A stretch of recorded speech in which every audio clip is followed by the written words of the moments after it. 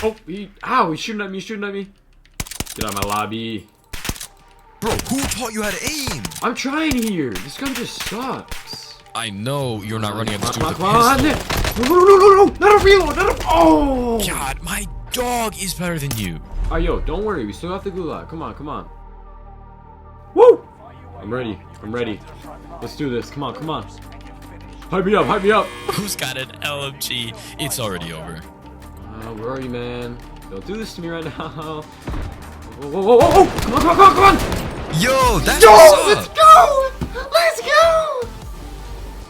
Hey, oh, my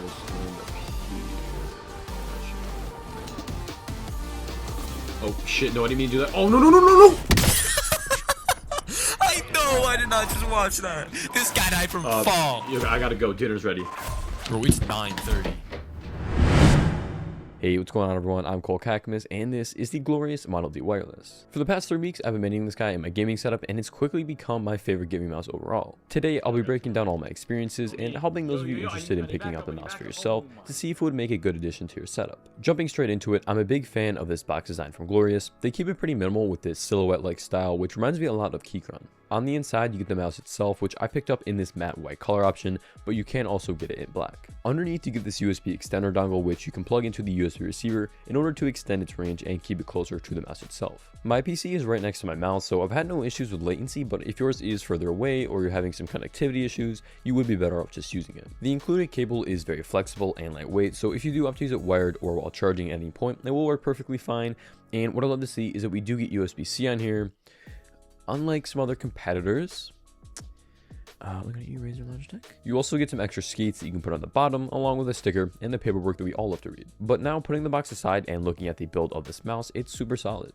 The plastic feels really high quality, and that's all while weighing just 69 grams, plus or minus around 2 for variance. To achieve this, it does have the honeycomb holes on the top as well as on the bottom, but your hand is pretty much going to be covering the top the entire time, and you're not going to be looking at the bottom, so it's pretty much a non-issue. But it does actually make me want to give some credit to Logitech because they have their entire body here, no holes, and it still ends up weighing less than the Model D. The Superlight ends up coming in at 63 grams, which, unless you're holding both in your hand, comparing them side by side, what Glorious did here is still seriously impressive. But coming from using the Viper quite a bit, switching to them, the Model D is actually for me a pretty significant difference, with the Mercury Edition being 9 grams heavier. Looking at the dimensions here, it's 128 millimeters long, 67 millimeters wide, then at the front it's 33 millimeters tall, 42 millimeters at the back, and 63 millimeters tall at the highest point in the center. This makes the Model D more of a medium to large size mouse, meaning that if you do have smaller hands, it's probably not the best option. But if you are someone with larger hands and is a fan of more ergonomic mice, then this is where this guy really shines. Being someone who's used the Logitech MX Master 2S for a long time, I just love the way it feels in the hand, but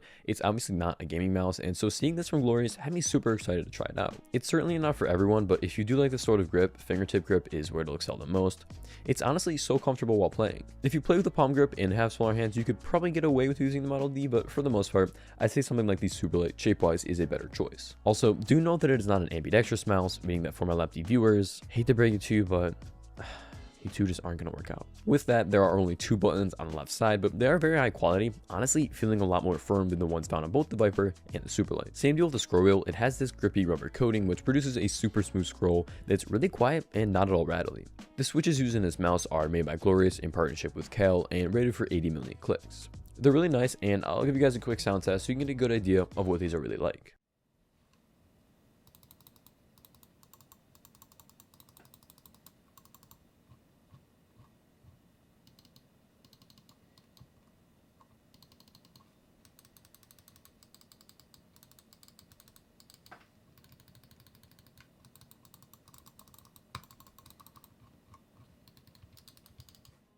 So far, these switches have been super reliable, and I've had no issues with double clicking, latency, or anything like that. Glorious packed their band wireless sensor in here that's made in collaboration with Pixar and features a 400 IPS tracking speed with a max DPI of 19,000, but I would have liked to see 20,000 because that's what I usually play at. It has a default polling rate of 1000 Hz, but this along with DPI can be configured within the Glorious Core software, which I'll hop into in just a minute. Tracking on the mouse has been fantastic and felt super responsive. I've actually been playing it with an 850 DPI as that's just what I find comfortable, having a mix of some sniping and more run and gun gameplay. But if you do ever want to quickly swap between DPI levels for different situations. The button on top of the mouse can be mapped to cycling DPI, and it makes for very quick adjustments. So I did it. I made a video like 2 weeks ago talking about my ultra wide, and I bought a new one. It's an 160 hertz panel from LG, and in those games that can run at those frames on my 2070 Super, the experience with this mouse is just flawless. As I've said, there's absolutely no latency issues, and paired with these PTFE feet on the bottom, flicking this around a game just feels like pure butter. I mentioned earlier that you do get some extra skates in the box, so if you want to have some extra glide, it's an option, but for me, I've honestly had no issues with the stock feet. They really have just been outstanding and a massive improvement from the stock feet found on both the Viper Ultimate and Superlight in my opinion. Battery life on the mouse is pretty impressive at a max of 71 hours, this is with lighting turned off, and roughly a 3-hour time to charge. Obviously, your numbers are going to vary depending on a variety of different factors, but for me, keeping the mouse at a solid lighting effect at 60% brightness, it lasted me up until the time I was scripting this video, roughly 3 weeks until I needed to charge again. And now actually filming a roll, it's pretty much dying on me. I scripted yesterday, and last night when I was playing, it got down to around 7%, and I was trying to show off the lighting while I was recording here, and it would show this for a second. It probably won't do it now, but the side lightings would turn off, and then underneath the mouse, it would just be like a red blinking to indicate that it is dying. There's 5 lighting zones on each side and then 1 underneath the scroll wheel, but do note that you cannot control these independently. To configure these effects, we'll jump into the Glorious Core software and click on the mouse. Here, you can toggle the lighting tab and change the effect from the single color I have to a variety of others. So there's Glorious Mode, Seamless Breathing, Regular Breathing, Tail, Rave, Wave, or you can just turn it off entirely if you want to preserve battery life. Tabbing over to key binding, here is where we can configure those side buttons and the one button on top. And in the final tab is where you can configure your DPI, as well as lift off distance, debounce times, the polling rate, and then set all of the DPI stages that you want to cycle through. And that's actually it for the software, nothing crazy going on here, and what's great is that the performance settings as well as the lighting effect will be saved to the mouse's onboard memory.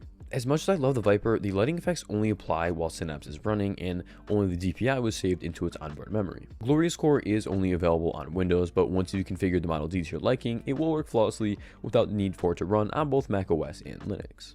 And bringing it all together, this is the glorious Model D wireless. In my time gaming with this guy, I honestly haven't found any glaring flaws. It's just been a super solid mouse that has really exceeded my expectations. It comes in at a competitive price of $80, which is very affordable when you compare it to arguably the top wireless gaming mice options, the Viper Ultimate and G Pro X Superlight. These both retail around $150. You can get the Viper at $130 depending on if you want the stand, but this makes the Model D roughly half the price of both, which for what you get is fantastic. It's awesome to see Glorious making such a solid option at this price point. The mouse is built very well, all the buttons feel great to click, I've had no issues with latency or anything of the like, and its ergonomic design makes it super comfortable for those long gaming sessions. As I've said, this design is obviously not for everyone, but for me, it really does check all the boxes. I'll still be swapping it around for a bit and going back to the Viper as well as the Superlight, but if you are interested in seeing a more in-depth comparison between this mouse and either of those, definitely let me know in the comments. If you want to pick up one of these bad boys for yourself, I'll have a link down in the description below. I appreciate everyone for tuning in, and of course, hope to see you around soon, but that's all for now, so until next time, take care.